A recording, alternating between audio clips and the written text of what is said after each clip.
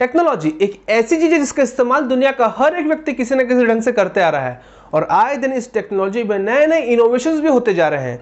और बात टेक्नोलॉजी की हो और वहां इलेक्ट्रिक व्हीकल्स की बात ना हो, ऐसा भला हो सकता है क्या? खासकर इलेक्ट्रिक स्कूटर्स की। इस वीडियो को टाइटल देख के आपको पता चल गया होगा मैं किस चीज के बारे में बात करने जा रहा हूं। और मैं आपको यह भी बता देना चाहता हूं कि मैं किसी चीज के अगेंस्ट में नहीं हूं। इस वीडियो को बनाने का मकसद मेरा सिर्फ आपको नॉलेज देना है। तो आप इस वीडियो को पूरा देखिएगा, फिर आप अपनी राय आप कमेंट में डालकर बता सकते हो मुझे। पिछले कुछ महीनों से या कहे कुछ हफ्तों से आपने ये तो सुना ही होगा कि इलेक्ट्रिक व्हीकल्स में आग लग रही है, खासकर इलेक्ट्रिक स्कूटर्स में। और ये भी कोई छोटी मोटी कंपनियां नहीं है, बड़ी बड़ी कंपनियों में गाड़ी में आग लग रही है। तो इस वीडियो में हम विस्तार से जानेंगे कि आखिर ऐसा क्या हो गया इलेक्ट्रिक व्हीकल्स में से आग लग रही है। मेरा नाम है साई किरण, आप सभी का स्वागत है हमारे टेक्नोलॉजी सेगमेंट में। तो बिना किसी देरी के वीडियो को शुरू करते हैं। इससे पहले कि हम इंसिडेंट्स और इसके पीछे के रीजन जाने, हम पहले ये जान लेते हैं कि आखिर हमें इलेक्ट्रिक व्हीकल्स की जरूरत क्या है और इससे हमें क्या फायदा है। देखो भाई, फायदा तो है कि जिस तरीके से फ्यूल कंजम्पशन बढ़ रहा है, आने वाले कुछ सालों में फ्यूल के क्राइसिस होने वाले हैं। और आपको ये चीज तो पता ही होगा कि इस चीज का डिमांड ज्यादा हो और सप्लाई कम हो तो उसका प्राइस तो इवेंचुअली बढ़ना ही है। और दूसरी बात, पोल्यूशन भी। इलेक्ट्रिक व्हीकल से पोल्यूशन ना के बराबर होगा, जो कि नेचर के लिए बहुत फायदेमंद है। तो ये है कुछ रीजन जिसकी वजह से हमें इलेक्ट्रिक व्हीकल्स की बहुत जरूरत है। तो बढ़ते हैं इंसिडेंट्स की ओर और जानेंगे इसके पीछे का रीजन, और ये भी जानेंगे कि आखिर कंपनी से क्या रिएक्शन रहा इन इंसिडेंट्स के बाद। बीते 6 महीनों में लगभग 7 से ज्यादा केस आ चुके हैं इलेक्ट्रिक स्कूटर्स में आग लगने को लेकर, और इनमें से पिछले हफ्ते तो 3 केस आ चुके हैं। तो सबसे पहले रुक करते हैं रिसेंटली हुए इंसिडेंट के ऊपर। इस वीडियो में आप देख सकते हैं कि जिस तरीके से न्यू ओला S1 Pro में आग लग गई, वो भी खड़े खड़े। ये गाड़ी रोड के किनारे पार्किंग में था और देखते देखते इसमें धुआं निकलने लगा, जिसके बाद तुरंत आग लग गया। पर इस इंसिडेंट में किसी को नुकसान नहीं हुआ। इस इंसिडेंट के बाद सरकार ने भी आदेश दिया इन कंपनियों को इन्वेस्टिगेशन करने के लिए। और कुछ रिपोर्ट्स की माने तो यह भी सुनने को मिला कि कंपनी ये कह रही है कि ओवर चार्जिंग की वजह से शॉर्ट सर्किट हुआ है। और ठीक इसी दिन वेल्लूर में भी एक इंसिडेंट हुआ जिसमें कि एक पिता और एक बेटी की मौत हो गई।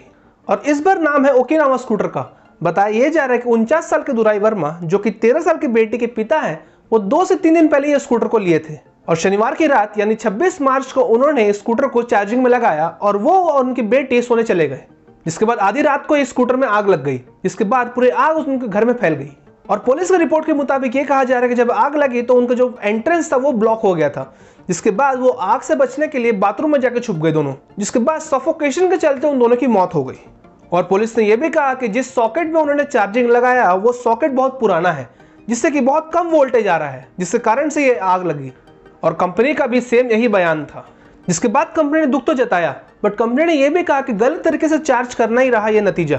पर उन्होंने ये भी कहा कि इसका इन्वेस्टिगेशन ठीक से किया जाएगा, जिससे कि हमको ठोस रीजन पता चल सके। और फिर सामने आया प्योर कंपनी के इलेक्ट्रिक व्हीकल में आग लगना, जिसमें किसी को कोई नुकसान तो नहीं हुआ, बट ये गाड़ी में भी धुआं निकलने लगा। और भी ऐसे बहुत से इंसिडेंट्स हुए। ये तो सिर्फ गाड़ियों में आग लगी है।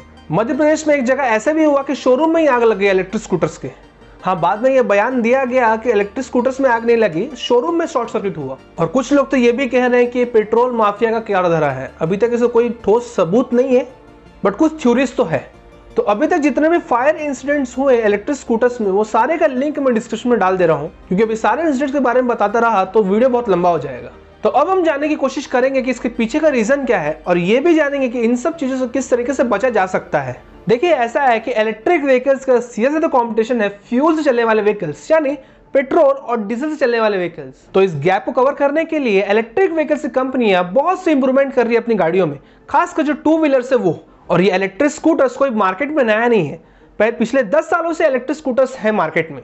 तो उसका मैक्सिमम स्पीड कितना था? कुछ 60-70 के आसपास, पर अब गाड़ियां 110-120 के ऊपर जा रही है। ये पेट्रोल की गाड़ियां नहीं है, ये है गाड़ियां बैटरी से चलने वाली गाड़ियां। तो सोचिए, इतना स्पीड में जाने के लिए कितना तगड़ा मोटर का होना जरूरी है, और उतने ही तगड़े मोटर के लिए उतना तगड़ा बैटरी भी होना जरूरी है। तो क्या ये जो बैटरीज लगा रही है कंपनियां, वो इंडिया के सिचुएशन के हिसाब से ठीक है, यानी क्लाइमेट के हिसाब से? क्योंकि ये जो बैटरी यूज करते हैं वो लिथियम आयन बैटरीज है, जो कि काम करती है 20 डिग्री से लेकर 50 डिग्री के आसपास, यानी इसके अंदर। और 50 से अगर ऊपर होता है तो बैटरी ओवरहीट हो जाता है।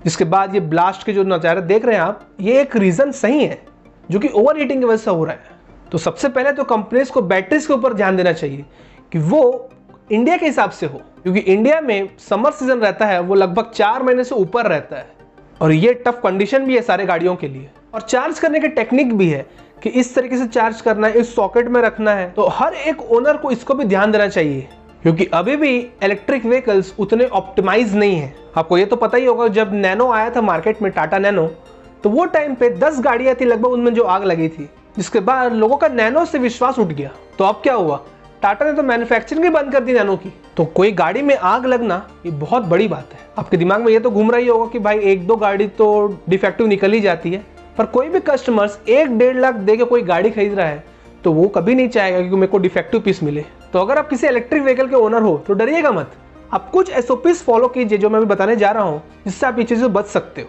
सबसे पहला पॉइंट कि अपने गाड़ी को कोई शेड में पार्क करना, क्या नहीं, डायरेक्ट सनलाइट के नीचे पार्क ना करिएगा अपने गाड़ियों को, क्योंकि डायरेक्ट सनलाइट के नीचे पार्क करोगे तो बैटरी हीट होने का ज्यादा चांसेस है।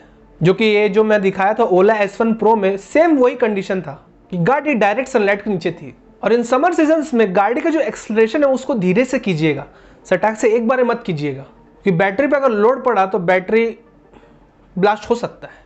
और तीसरा पॉइंट, जब भी आप बाहर से आए तो गाड़ी को तुरंत चार्ज मत कीजिएगा, गाड़ी को रूम टेम्परेचर में आने दीजिएगा, फिर उसको चार्ज में लगाइएगा। चौथा पॉइंट, समर सीजन में बेस्ट टाइम है गाड़ी चार्ज करने का वो है रात का वक्त। पर हाँ, एक चीज का ये ध्यान दीजिएगा कि ओवरनाइट चार्ज मत कर दीजिएगा। और पांचवा पॉइंट है जो कि सबसे इंपॉर्टेंट पॉइंट है, कि जो चार्जिंग एडाप्टर आपको दिया गया है कंपनी से, उसी कंपनी के एडाप्टर को यूज कीजिएगा, कोई भी लोकल एडाप्टर्स को यूज मत कीजिएगा। तो आई थिंक आप अगर इतना फॉलो कर लिए तो मेरे हिसाब से आपको इन सिचुएशन से गुजरना ना पड़े। तो दोस्तों आज का वीडियो यही तक था। अगर आपको वीडियो अच्छा लगा तो अपने फैमिली, अपने दोस्तों के साथ इस वीडियो को जरूर शेयर कीजिएगा, क्योंकि ये नॉलेज सबको पता होनी चाहिए। और हाँ, कमेंट करके जरूर बताना कि क्या इस साल आप इलेक्ट्रिक स्कूटर खरीदेंगे। तो और ऐसे टेक्नोलॉजी वीडियोस के लिए मेरे चैनल को सब्सक्राइब करना मत भूलिएगा। नमस्ते।